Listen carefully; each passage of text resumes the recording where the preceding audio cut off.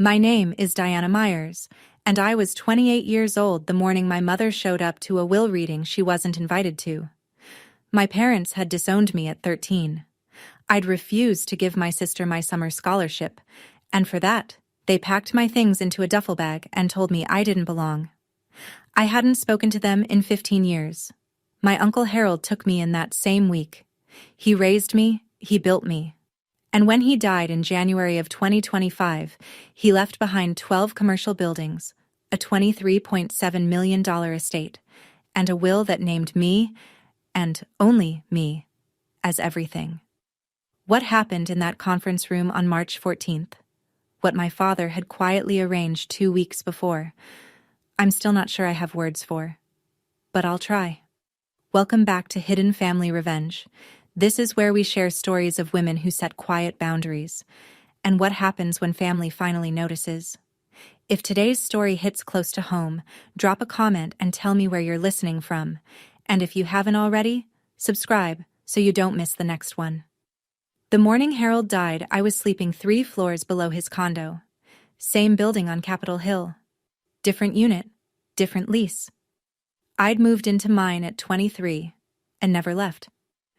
My routine hadn't changed much in 5 years. Black coffee, no sugar, glasses on. The same black-framed brand Harold wore, though I never told him that. Laptop in my work bag next to a brass fountain pen I kept in the inside pocket. I carried it everywhere. I'll tell you about the pen later. I'd been CFO of Myers Property Holdings for exactly 3 months when he passed. Harold had signed the appointment himself, handed me the paperwork across his desk, and said, "You've earned it. Don't make me regret it." That was his version of a ceremony. I didn't have a boyfriend. I didn't have a wide circle. I had 6 tenants I spoke with weekly, an accounting team of 4, and Margaret Whitfield, Harold's attorney of 22 years, who I was starting to think of as the closest thing to a mentor I had left. I hadn't called my mother in 15 years. She hadn't called me either. That was the deal. I didn't have a number for her. She didn't have one for me. Somewhere in Portland, my parents and my older sister Tiffany had continued their lives, and I'd continued mine, and the 274 miles of I-5 between us was as good a wall as any. I'd built a life that took up exactly the space I needed and not 1 inch more. Most mornings, that felt like enough.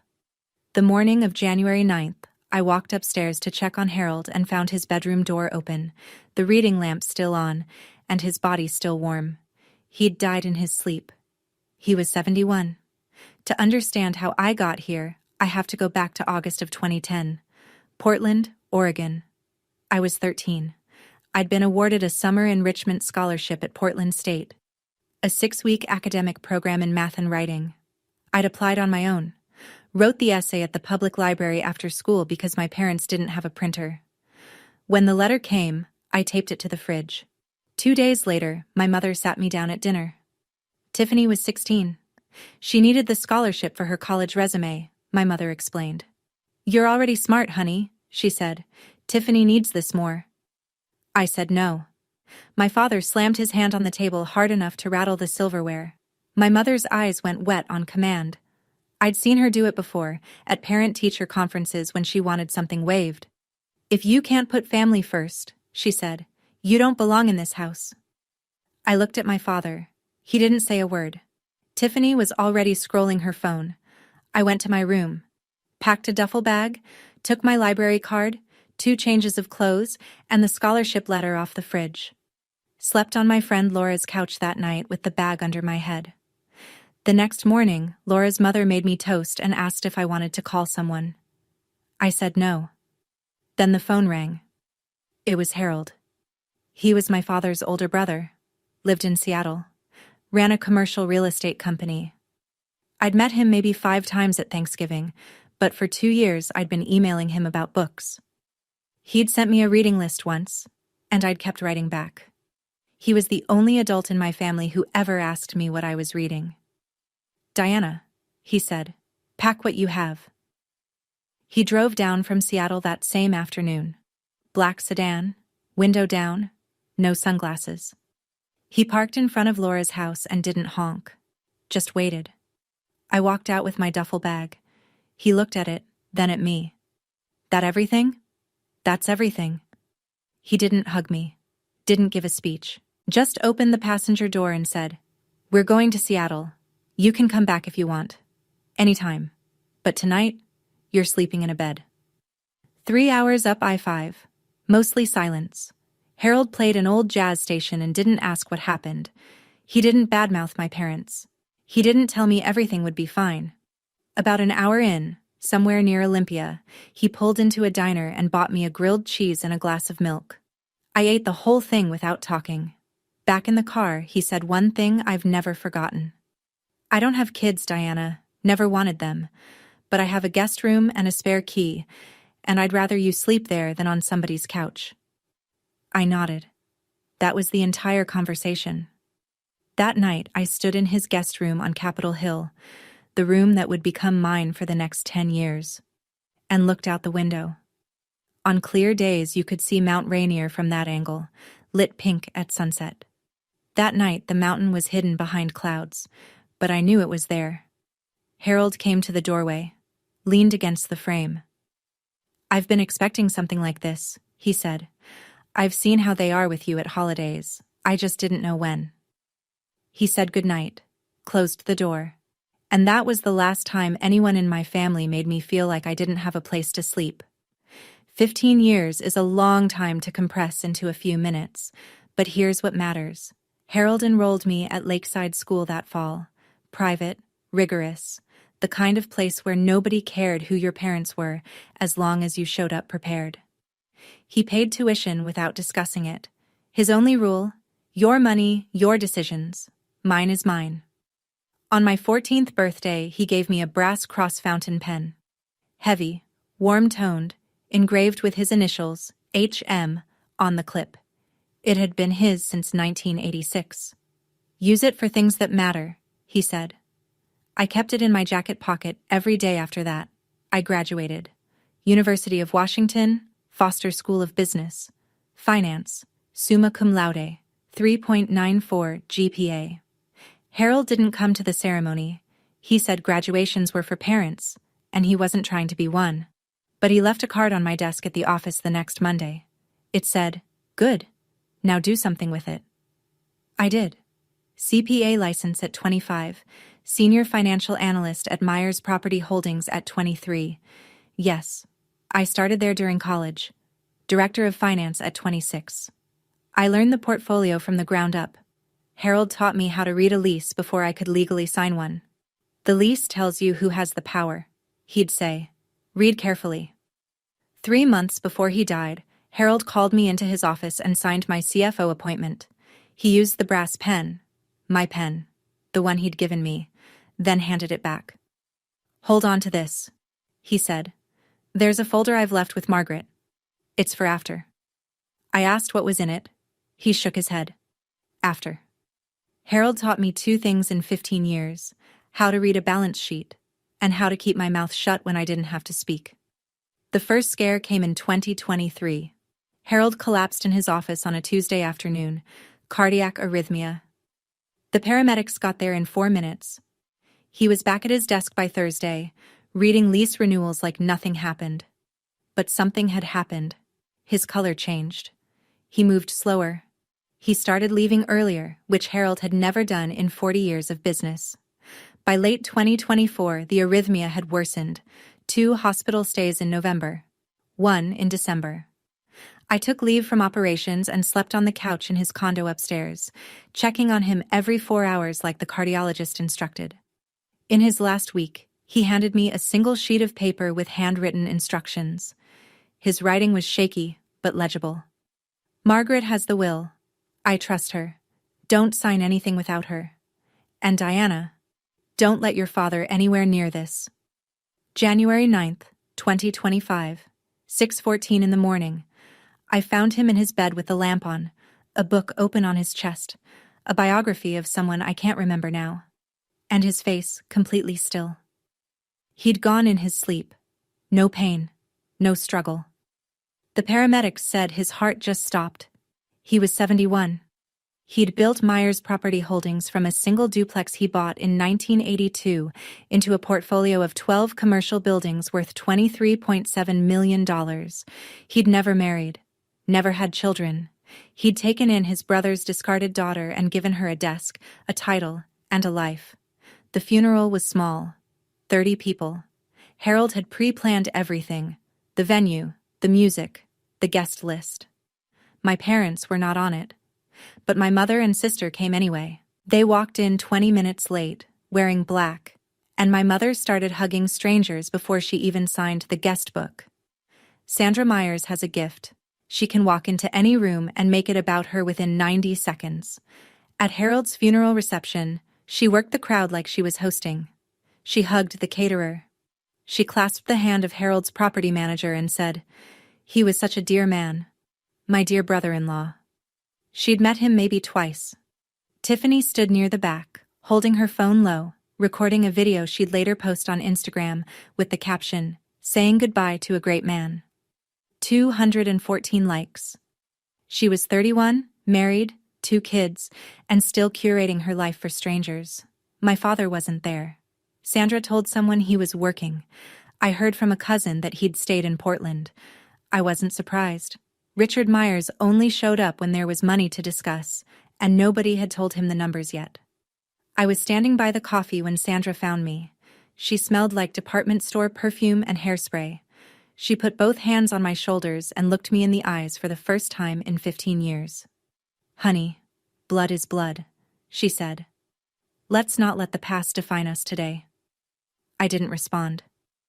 I picked up my coffee, turned, and walked to the other side of the room. Tiffany caught me near the coat rack. "Mom is really hurting," she said. "You should talk to her. I'm sure she'll find a way to express that." Tiffany blinked. I think she expected me to fold. People usually do, with Sandra. That's how it works.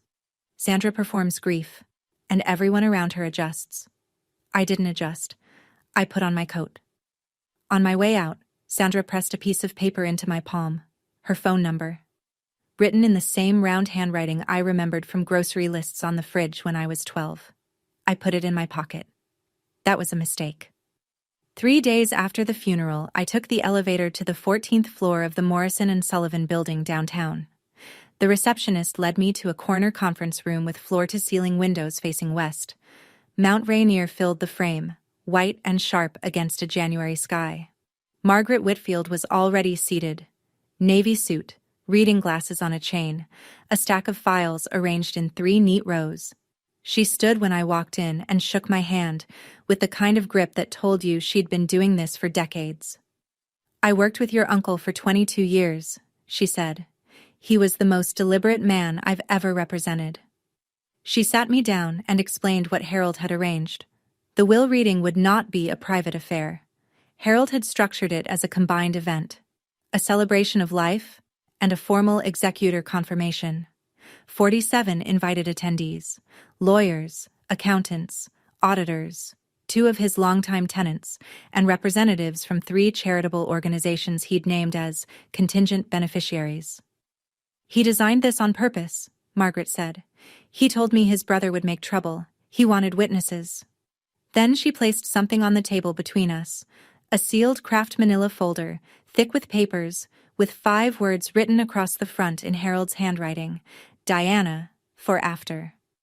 "He left instructions," Margaret said. "You open this only after the funeral, in private, not before." I picked it up. It was heavier than it looked. "Harold did not trust your father," she said. "He told me so the day he updated the will." I wanted to ask what that meant, but Harold had taught me something about patience. You don't ask questions when the answer is sitting in your hands. You take it home. You wait. I took the folder home. I didn't open it. Not yet. The text started 3 days later. I was at my desk reviewing a lease renewal for one of our Belltown buildings when my phone buzzed. Unknown number. Long message. "Honey, I know things have been hard between us, but family needs to come together right now. We need to talk about Harold's estate. Your father is grieving." I stared at the screen, read it twice, set the phone face down. 20 minutes later, another one. It's only right. We're family. We can work this out like adults. The next day, a voicemail. Sandra's voice, warm and measured, the same tone she used when she wanted a refund at the supermarket. Diana, sweetheart, call me back. We should do this together. Then another text. Your father was Harold's brother. That means something. I didn't respond to any of them. Not one. I saved the number under a contact name I wouldn't accidentally open. Do not open. And turned off notifications. Harold had a saying about people who suddenly remember your name after years of silence. When someone shows up at the door with flowers and no occasion, he'd say, check what's behind their back. Sandra had shown up with flowers at the funeral. She'd hugged strangers, kissed cheeks, and called Harold dear. Now she was texting about the estate 3 days later. The flowers were still fresh. The math was already running.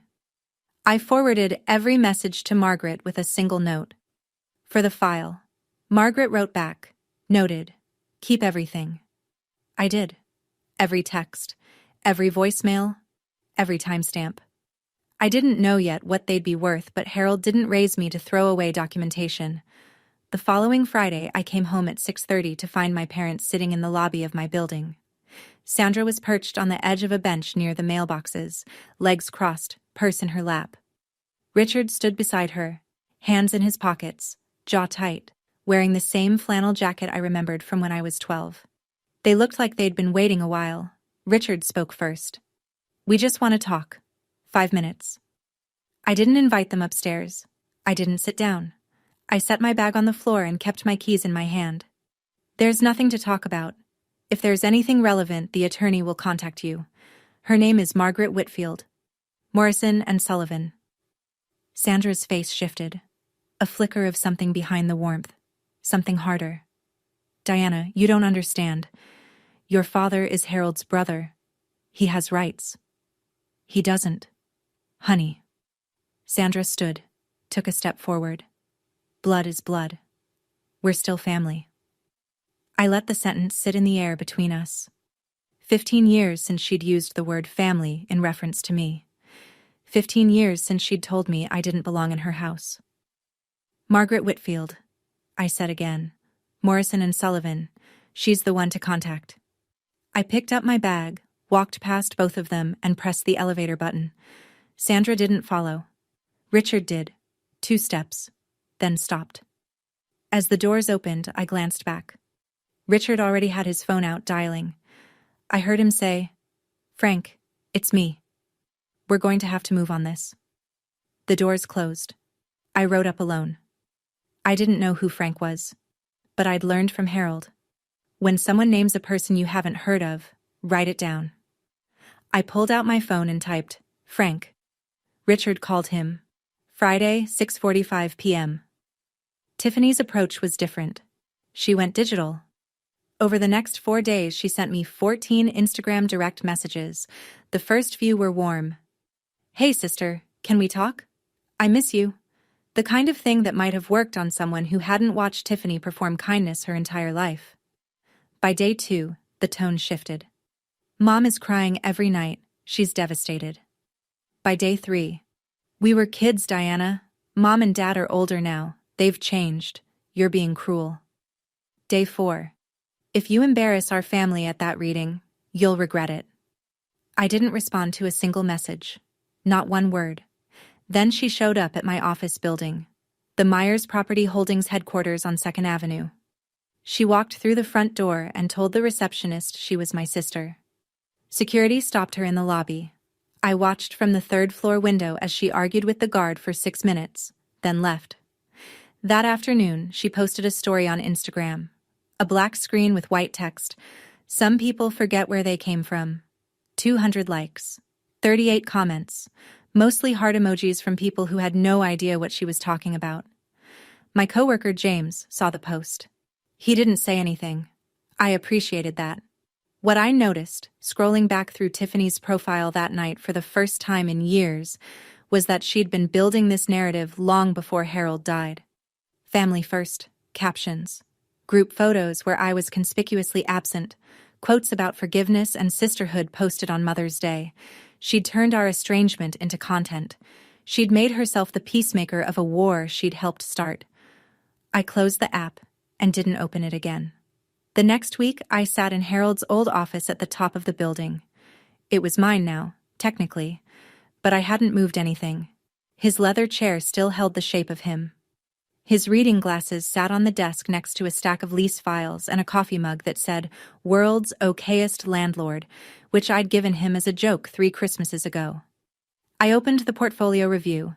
12 buildings, 3 in Sodo, a warehouse, a light industrial complex, and a small retail strip. 4 in Belltown, mixed use, strong rents. 2 on Capitol Hill, one of them our own building. 3 in Pioneer Square, older, character-heavy, the kind of properties Harold loved most. Total appraised value, $23.7 million. Net operating income, $1.9 million annually. Harold had built this from a single duplex he bought in 1982 for $67,000. 42 years of patient, deliberate work. I remembered sitting in this same chair at 19, watching Harold explain a lease to me line by line.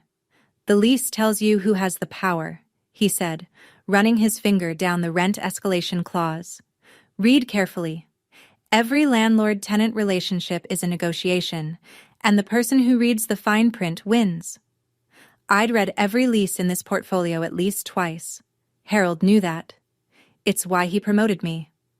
I closed the binder and noticed something on the desk I'd missed before. Harold's personal notebook. A small leather-bound pad he carried in his breast pocket. I opened it to the last entry, dated January 6th, 3 days before he died. 2 lines in his neat but shaky cursive. "Call Margaret about the Diana folder. She needs to see it before the reading." I set the notebook down, picked up the craft folder from my bag. I'd been carrying it for a week without opening it. Tonight, I decided. I'd open it tonight. 2 days later, I was leaving the Morrison and Sullivan building after a meeting with Margaret about the reading logistics. I took the stairs to the lobby. I always took the stairs, and as I pushed through the stairwell door, I heard a voice I recognized. Richard. My father. Standing near the elevator bank, phone pressed to his ear, talking loud enough that the receptionist was pretending not to listen. "Frank, listen, we just need to file something quick. Undue influence. He was sick the last 6 months. Everyone knows that. We need to get ahead of it before she signs anything." I stopped. Pressed myself against the wall next to a potted fern. Held my breath. A pause. Frank's reply. Muffled. Indistinct. Richard again. "I don't care what it costs. He had no kids. The estate has to come back to family. That's how it works." Another pause. Then Richard lowered his voice. But not enough. "Just have the papers ready by the 14th. That's the reading." He hung up, adjusted his jacket, walked toward the parking garage without looking back. I stood there for a full minute. Then I took the back exit to the street, got in my car, and called Margaret. "Richard is hiring a lawyer," I said. "Someone named Frank. He's planning to file an undue influence claim. He wants it ready by the reading date." Margaret was quiet for 3 seconds. Then, "Thank you. I'll look into it. Don't do anything else." "I won't." "Diana." "Yes. Your uncle prepared for this. That's why the reading is structured the way it is." She hung up. I sat in the parking garage for 10 minutes, engine off, hands on the wheel. Then I drove home and pulled the craft folder out of my bag. I opened it at Harold's desk, 10:45 at night. The desk lamp casting a yellow circle on the walnut surface. Through the window behind me, Mount Rainier was invisible, just black sky and city lights reflected in the glass. The craft folder was sealed with a single strip of packing tape, Harold's handwriting on the front. "Diana. For after." I peeled the tape. Inside were 2 things. On top, a handwritten letter from Harold. 3 pages, dated June 14th, 2024. The same day the will was notarized. His handwriting was steadier then, clearer. He'd written this when he still had time. Underneath the letter, a stack of paper held together with a rubber band. 11 envelopes. Standard white, business-sized, each with Harold's Seattle address in the center and a Portland return address in the corner. My father's handwriting. I read Harold's letter first. Diana, I didn't show you these because I didn't want you to feel like something owed. You came to me at 13 with a duffel bag and a library card, and you showed up every single day after that. That was always enough. Your father has been writing to me since the year you arrived. 11 letters in 14 years. Each one asks for money. Some of them mention you, as something to negotiate with. Sandra mentioned Diana might want to come visit if you could see your way to helping us with the mortgage. That's a direct quote from letter number 4. I set the page down, picked up the envelopes, opened them one by one. 11 letters, 11 requests, 2010 through 2024. Some handwritten, some typed. All from Richard, all asking Harold for money, and scattered through them like inventory. My name, Diana, mentioned 9 times across 11 letters, always as leverage. I went back to Harold's letter, the last paragraph. Your father gave up on you once, then realized you had value when I had money. I never gave up. That's the difference. Diana, you were never the spare. You were the one who showed up. I read that line 3 times. Then I closed the folder, turned off the lamp, and sat in the dark. By the time the sun came up, I knew exactly what I was going to do at that reading. If this story is hitting somewhere that's been quiet a long time, drop a single word in the comments. Just one word. That's enough. And if you're new here and this is the kind of story that gives you space to breathe, go ahead and subscribe. We post these every week. Stories about women who stop explaining and start deciding. I'll see you after the break. I was at Morrison & Sullivan by 7:30 the next morning. Margaret was already there, coffee untouched, reading something on her screen. I placed the craft folder on her desk. She opened it without asking, read Harold's letter in silence, then opened the envelopes, one by one, scanning each letter with the same clinical focus she'd use on a contract dispute. When she finished, she took off her reading glasses and looked at me. This explains a great deal. I want them at the reading, I said. She paused. The will doesn't require their attendance. We could proceed without them. I know, but if they're going to make a scene, and they will, I want 47 witnesses when they do, including you.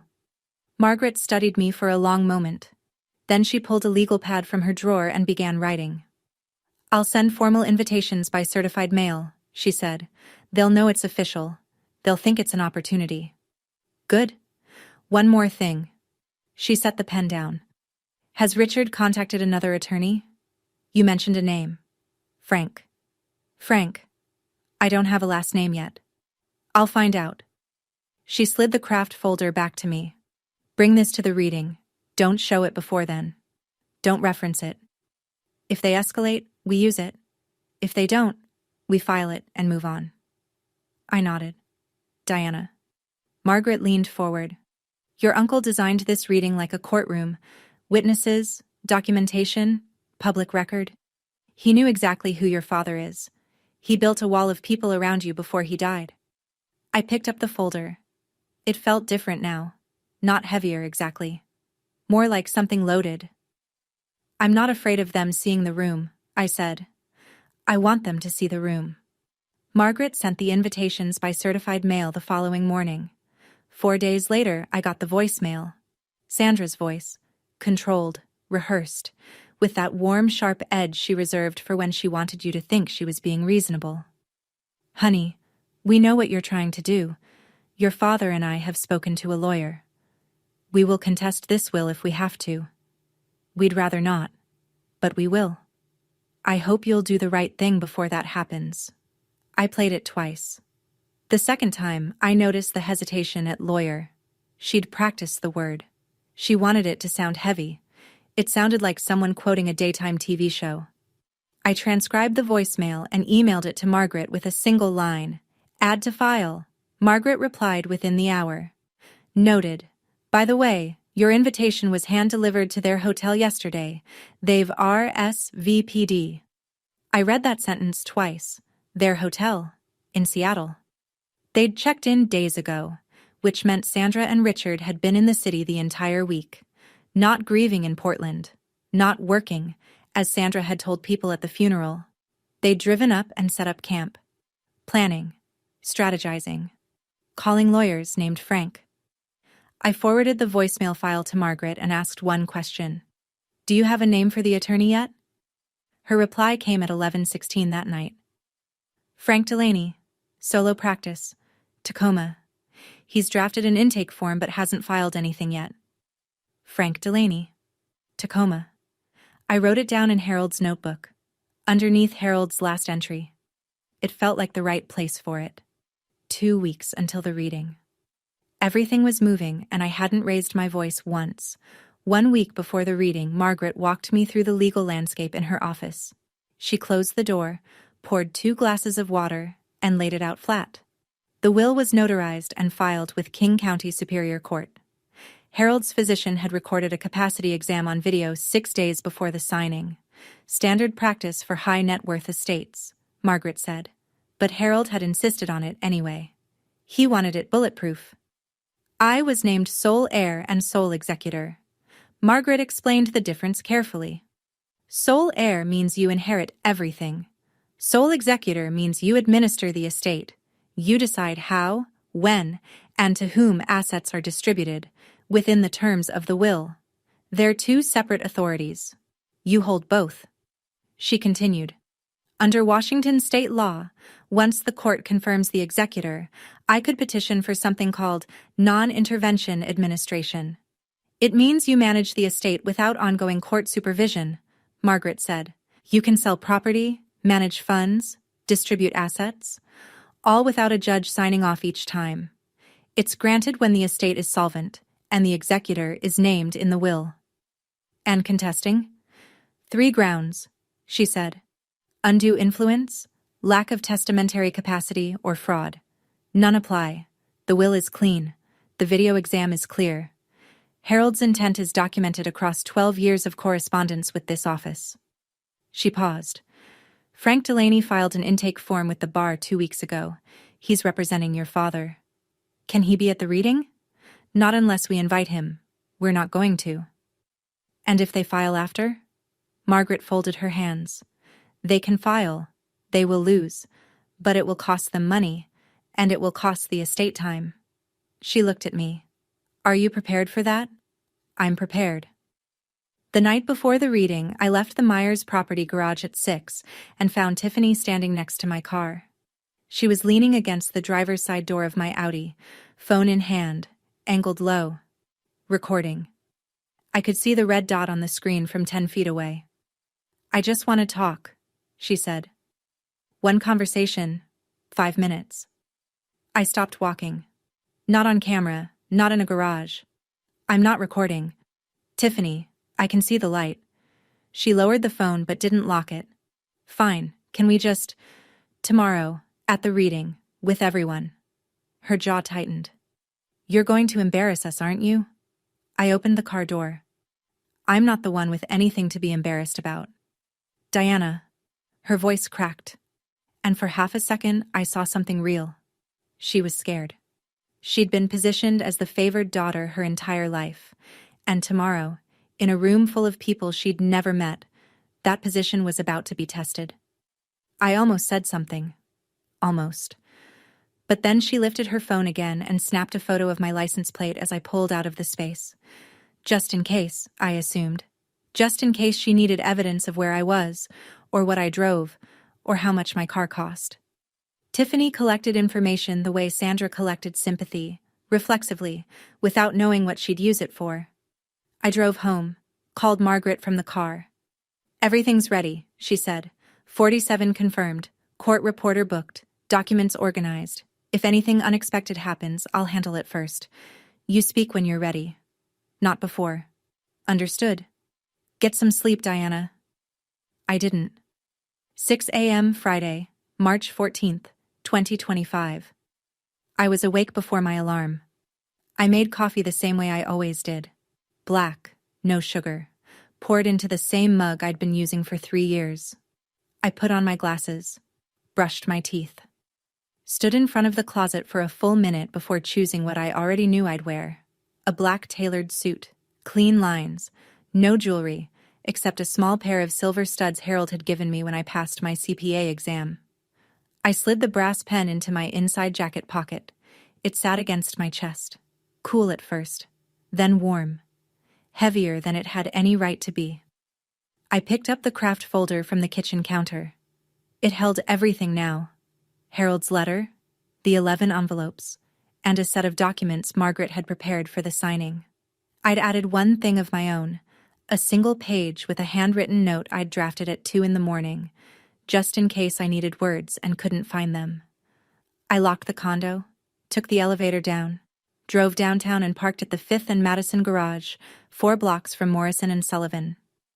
The walk was quiet. Seattle in March, cold, damp, no rain yet. I could see the tower from 2 blocks away, glass and steel catching the low morning light. 14th floor. I looked up and counted windows. Somewhere in a hotel in this city, my mother was putting on a black dress she'd bought for the occasion. Somewhere, my father was checking his phone, waiting for a call from Frank Delaney. Somewhere, Tiffany was choosing which angle to film from. And I was standing on the sidewalk with a brass pen in my pocket and 15 years of silence behind me. I felt nothing. That surprised me. I walked in. I arrived 30 minutes early. The conference room was already set. 47 chairs arranged in a wide horseshoe around a central table. Name placards at every seat. Harold's instruction, Margaret told me, each one printed in small black type on cream cardstock. At the head of the horseshoe, a single chair with no placard. That was mine. Margaret stood near the window, arranging 3 stacks of documents in order. Behind her, Mount Rainier filled the glass wall, fully visible, snow-lit white against a clearing sky. The mountain looked closer than it usually did. Sharp. Like it had moved overnight. A court reporter was setting up her stenotype near the corner. 2 auditors from Cantor and Loeb sat near the back, reviewing their files. I recognized Beatrice Hartley from the Northwest Children's Fund. She gave me a small nod. David Olson from the Pacific Veterans Trust was reading something on his phone. Catherine Doyle from the Seattle Public Library Foundation was already seated, hands folded. Harold's tenants were arriving in pairs, the woman who ran Pioneer Square Books, the couple who managed the Veterans Co-op in Sodo. People Harold had known for decades, who had signed their leases with him and shaken his hand every quarter. I set the craft folder on the table beside my chair, sat down, adjusted my glasses. Margaret walked over and bent low. "If anything unexpected happens," she said, "I handle it first. You speak when you're ready. Not before." I nodded. "Good." She straightened. "They RSVP'd for 10 o'clock. It's 9:32. 28 minutes. I looked at the mountain through the glass and waited. At 9:55, the conference room was half full. 31 people seated, the rest milling near the coffee station. Then Sandra walked in. She wore the black dress I'd noticed at the funeral, the one she'd bought that week. I could see the price tag peeking from under the collar at the back of her neck. She hadn't removed it. I didn't know if that was carelessness or strategy. Sandra liked to return things. Richard followed 2 steps behind. His suit was too big in the shoulders and too short at the wrists. Rented, I guessed. He'd never owned a suit. His eyes were already scanning the room, moving from person to person, pausing at the exits. Tiffany came last. Phone in hand, low, always low, screen tilted slightly toward the room. Recording, but trying to hide it. Sandra started working the room immediately. She walked up to a woman she'd never met, extended both hands, and said, "I'm Diana's mother. So nice to meet you." The woman, one of Harold's property managers, smiled politely and stepped back. 2 of the charity reps exchanged glances. They hadn't known there was a mother. Sandra moved toward the front. I didn't stand. I didn't acknowledge her. I looked at Margaret and gave a small nod. Margaret stepped between Sandra and the front row. "Mrs. Myers, welcome. Your seats are here." She gestured to 3 chairs in the second row, offset to the right. Sandra paused. "We're family. We should be up front." Margaret's voice was level, polite, final. These are the assigned seats. Sandra held Margaret's gaze for 3 full seconds. Then she sat. Richard took the seat beside her. Tiffany sat on the end, phone still in hand. 44 people. 3 villains, and 1 folder on the table. The last few minutes before the reading were the worst. Sandra couldn't sit still. She rose from her assigned seat and drifted toward Beatrice Hartley, who was reviewing her program near the coffee table. "You're with the Children's Fund?" Sandra said, extending her hand. Harold loved children. He always wanted a big family. Beatrice shook the hand. Sandra continued without pause. "Yes. Diana is my younger one. We didn't always see eye to eye, you know. But blood is blood." She smiled. The wide, warm smile she used when she wanted someone to feel included in a secret.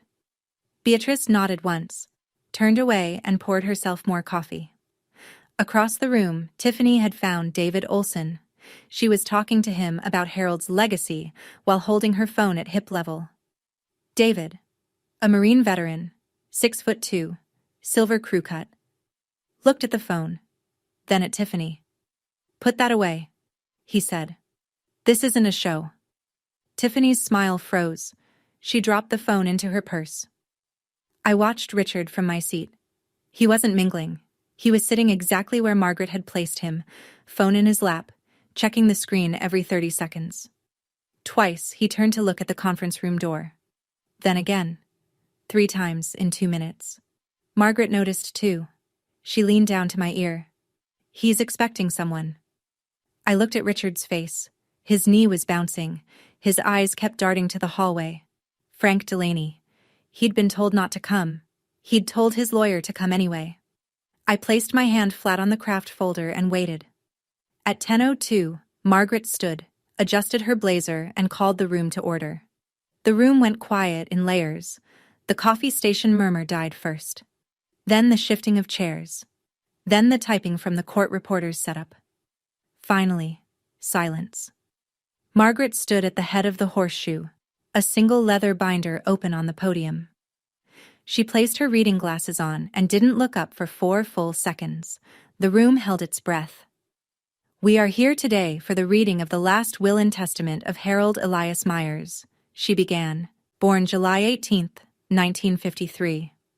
Deceased January 9, 2025. This will was notarized on June 14, 2024 at this office, in the presence of 2 witnesses and a public notary. She paused, looked at Sandra, then Richard, then Tiffany, then swept her gaze across the rest of the room, then back to the document. The testator left specific instructions regarding the format of this reading. I will quote directly. She adjusted her glasses. "It is my wish that this reading serve as both a celebration of life and a confirmation of fiduciary authority in the presence of those who served alongside me." Sandra shifted in her seat. The leather creaked. Margaret continued with the procedural sections: witnesses, notarization, filing date, standard language. But the way she read it, slow, measured, deliberate, made every sentence feel like a door being locked. I sat with my hands in my lap, the brass pen pressed against my chest. The craft folder lay flat on the table. Richard checked the door again. Margaret turned the page. Margaret read Article 1, Administrative Provisions. Article 2, Specific Charitable Distributions. To the Northwest Children's Fund, 5% of the total estate value. To the Pacific Veterans Trust, 5%. To the Seattle Public Library Foundation, 5%. Beatrice Hartley nodded. David Olson made a small note. Catherine Doyle placed her hand over her heart. Warm reactions, quiet gratitude. Then Margaret turned the page. Article 3. I hereby designate my niece, Diana Marie Myers, as sole heir to the residue of my estate, including all real property, business holdings of Myers Property Holdings, LLC, and personal effects. She paused. Let the sentence settle. I further designate Diana Marie Myers as sole executor of this estate, with full authority for non-intervention administration as permitted under RCW 1168. 44 heads turned toward me. I kept my hands in my lap. Margaret continued, slower now. This designation is made in full awareness that my brother, Richard James Myers, is a surviving sibling. She looked directly at Richard. He is intentionally excluded from inheritance. This exclusion is not made in error. The room inhaled. The auditors wrote. The court reporter typed. Beatrice Hartley set down her coffee. The morning sun had shifted across Mount Rainier through the glass, the peak now bright white, almost blinding. Sandra's face changed. I watched it happen in real time. The pleasant mask dissolved in 3 seconds. The smile dropped. The color left her cheeks. Her jaw went rigid. Richard stood. This is a mistake. Margaret, without raising her voice. It is not a mistake. Please sit. Tiffany reached for her phone, started recording openly, held it up. No pretense. Margaret turned to her. Phone's away. This is a probate proceeding. Tiffany hesitated, then lowered the phone. Margaret looked at the room. We will now proceed to the executor confirmation. That moment, when the room goes quiet and every person in it realizes what just happened, that's why I share these stories. If you've ever waited for someone to read the truth out loud about you, I see you. Keep watching. What happened next is the part that doesn't usually get told. Subscribe so you don't miss it. Sandra stood before Margaret finished the sentence. This is fraud. Her voice cut across the room like a slap. He was sick. He didn't know what he was doing. She manipulated him. She's been manipulating him since she was 13 years old. The auditor in the back row looked up from his file. The court reporter kept typing. Every keystroke echoed in the silence that followed. Sandra turned to the room. She addressed them like a jury. You don't know what happened. She left our family. She ran away as a child, and Sandra pointed at me. She isolated my brother-in-law for 15 years. He had no children of his own. She took advantage of a sick old man. Nobody spoke. Beatrice Hartley set her pen down. David Olson folded his arms. Sandra's voice climbed higher. We're his family. His real family. I raised that girl for 13 years. I changed her diapers. I drove her to school. And this is what we get? Her voice cracked on the last word. For a half second, just a half second, I saw something underneath the performance. Sandra believed it. She genuinely believed she was owed something for the years she'd spent raising a daughter she later threw away. Her math made sense to her. 13 years of motherhood equaled a share of the estate. The logic was broken, but it was hers, and she'd lived inside it for so long she couldn't see the walls. I stayed seated, hands in my lap. I didn't speak, didn't lean forward, didn't blink. Margaret raised one hand, palm flat. Mrs. Myers, please sit down. You will have an opportunity to speak after the reading is concluded. Sandra didn't sit. I'm not sitting until I get answers. She stole him from us. She stole this. Margaret looked at me. I shook my head. Not yet. Richard rose from his chair like a man who'd been rehearsing. My brother was a sick man, he said. The last 6 months of his life, he could barely walk to the kitchen. Diana was the only person with access to him. She controlled who he saw, what he signed. That's undue influence. That's grounds for contest. Margaret let him finish. Then she adjusted her glasses and spoke with the same tone she'd used to correct a filing error. Mr. Myers, the legal standard for will contest in Washington state is not preference. It is one of 3 grounds: undue influence, lack of testamentary capacity, or fraud. She lifted a document from the table. This will was notarized on June 14, 2024. Harold's physician conducted a capacity examination on June 8, 6 days prior. The examination was recorded on video and is archived with this office. She set the document down. The testator's intent is documented across 12 years of correspondence with this firm. Additionally, the notarization was witnessed by 2 independent parties and a public notary. None of the 3 grounds for contest are supported by the factual record. Richard's jaw tightened. We have a lawyer. He'll handle this. Margaret tilted her head slightly. Yes, Frank Delaney. Solo practice Tacoma. We're aware. The room shifted. I could feel it. A collective recalibration. Like 44 people adjusting their understanding of what was happening in this room at the same time. Richard blinked. How do you... We received notice of his intake filing yesterday, Margaret said. As a professional courtesy, Mr. Delaney called to confirm his intent to file on your behalf. A silence fell, the kind that fills a room from the corners inward. Then someone knocked on the conference room door. The door opened slowly. A man in his mid-40s stepped in. Briefcase in one hand, the other adjusting a tie that didn't quite match his jacket. He had the look of someone who'd expected a small room and 4 chairs. Not a horseshoe of 47 seats, a court reporter, and 3 charity representatives staring at him. Frank Delaney. Tacoma. Solo practice. He stopped 2 steps inside the doorway. His eyes moved from Margaret to the auditors to the documents on the table to the court reporter's fingers still moving across the keys. Then to Richard. Margaret didn't miss a beat. Mr. Delaney, welcome, please come in. She gestured to an empty chair near the wall. We were just discussing the procedural grounds for contest. If you'd like to review the will on behalf of your client, I can provide a copy. She slid a bound document across the table toward the empty chair. Frank looked at it. Looked at the room. Looked at his briefcase like it weighed 80 pounds. He sat. Opened the document. Read 3 pages in silence while the room watched. Then he closed it and turned to Richard. His voice was low, but in a room that quiet, every syllable carried. Richard, we need to talk. Richard leaned forward. Just file what we discussed. Richard. Frank set the document down. We need to talk. Outside. Sandra cut in. What's the problem? You said... Frank held up a hand. Mrs. Myers. I was told this was a private family reading. He gestured at the horseshoe, the auditors, the charity reps, the court reporter. This is a probate proceeding.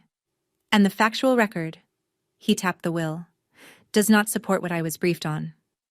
Richard's face went white, the same shade Sandra's had turned 4 minutes earlier. I stood. Not fast. Not angry. I placed both hands flat on the table, pushed my chair back, and rose the way Harold used to at the start of a quarterly review. Deliberate, unhurried, like the room would wait, because I was the one standing. Margaret stepped aside without a word. I opened the craft folder, removed Harold's letter, 3 handwritten pages, held it up so the room could see the handwriting before I read a word. My uncle left me this letter the day he signed his will, I said. June 14th, 2024. He wrote it in his office.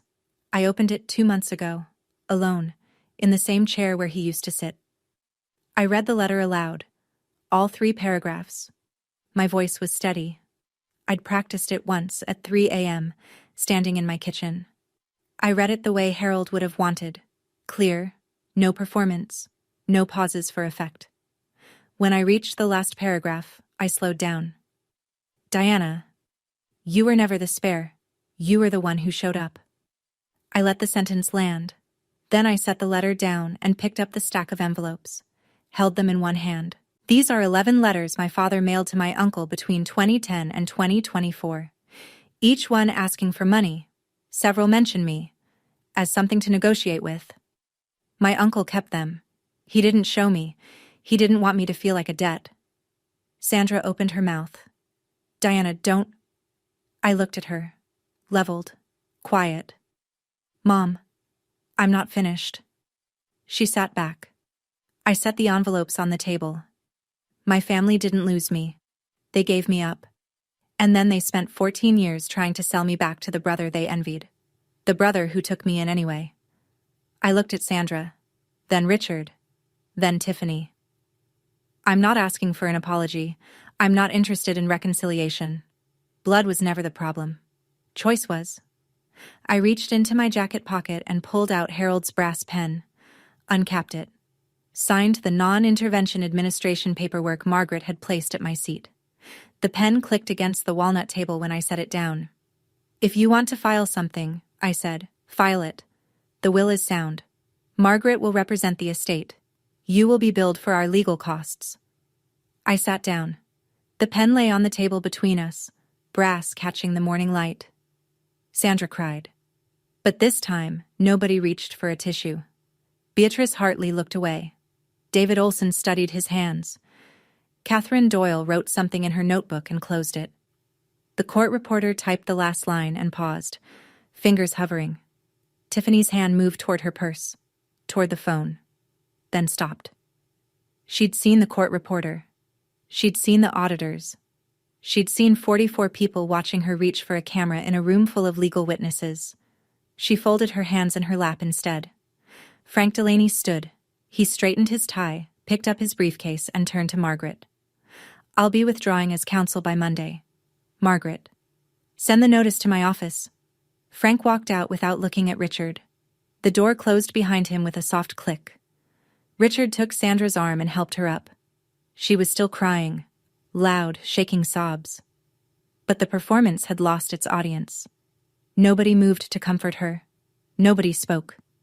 Tiffany followed them out. She paused at the door, turned back, and looked at me. I couldn't read the expression. Fear, maybe.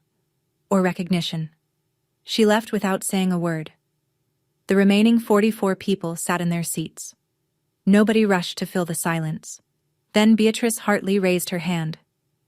"I'd like to thank Diana, on behalf of the Children's Fund, for honoring Harold's wishes." A small sound, 6 or 7 people clapping softly, the kind of applause that sounds like agreement.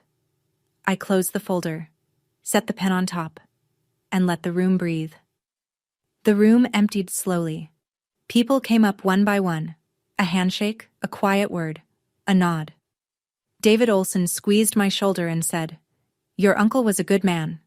Catherine Doyle said, "We'll be in touch about the foundation disbursement." Beatrice Hartley said nothing, just held my hand for 3 seconds and left. The auditors packed their files. The court reporter saved her transcript, closed her case, and wheeled out. The caterer collected the untouched pastry trays. By 10:50, it was just Margaret and me. She poured 2 glasses of water and set one in front of me. I hadn't realized how dry my throat was until I drank half of it in one go. "Your father will file something," she said, sitting across from me. "Frank won't be the lawyer. Someone else might. Let them. The will is sound, they have no standing, but it'll take time, 90 days, maybe more, and they'll lose." "I know." She took off her glasses, set them on the table. "Harold told me something once, about 6 years ago, at the end of a long meeting about his estate plan. I'd asked him why he was leaving everything to you. Not because I questioned it, but because the law required me to document his reasoning." I waited. He said, "Margaret, I've built 12 buildings and a company, but the thing I'm proudest of walked into my guest room with a duffel bag when she was 13 and never once asked me for anything." I looked at the table, then at the window. Mount Rainier in the afternoon light. The same mountain I'd seen from my bedroom that first night, hidden behind clouds, but there. I picked up the craft folder and slid it into my work bag. It had a permanent place now, not Harold's office. Mine. "Go home," Margaret said. "Sleep. The estate will be here Monday." I stood, shook her hand, walked out of Morrison and Sullivan and into the Seattle afternoon. 6 months later, I was sitting in Harold's old chair, my chair, reviewing the close on a Pioneer Square mixed-use building, $4.2 million, my first acquisition as sole executor. Harold would have liked the deal. Older building, strong bones, the kind of property that rewarded patience. Richard filed his contest petition through a new attorney in April. The court dismissed it within 90 days. No grounds, no evidence, no standing. The estate billed him $84,000 in legal defense costs. The wage garnishment on his auto shop started in August. Sandra sent one final letter in September. I recognized the handwriting on the envelope, the same round loops from grocery lists when I was 12. I didn't open it.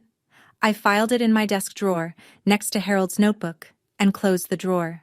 Tiffany deleted her Instagram in July. I didn't find out until James mentioned it over coffee. I didn't look it up to confirm. The portfolio stood at 12 buildings, 13 now, with a total value just north of 28 million. Harold had left me a company. I intended to run it the way he taught me. Read carefully, speak when necessary, and never sign anything without Margaret. I picked up the brass pen from its place on the desk. The HM engraving had worn smooth on one side from years in my pocket. I uncapped it and started writing a letter, not to anyone in particular. Just to get the words down while they were still clear. Some things you write for the file, some things you write for yourself. Here's what Harold taught me. In those 15 years between the night I packed a duffel bag and the morning the will was read, family is not who shares your blood. Family is who shows up when you have nothing and stays anyway. And once you understand that, really understand it, the people who walked away when you were 13 can never quite reach you again. That's not bitterness. That's not revenge. That's a boundary. And a boundary, it turns out, is its own kind of wealth. That was Diana's story. 15 years of silence, 1 folder, 47 witnesses. If this story made you think of someone who needs to hear it, share it with them. Thank you for being here. Drop a comment, hit subscribe, and I'll see you in the next one.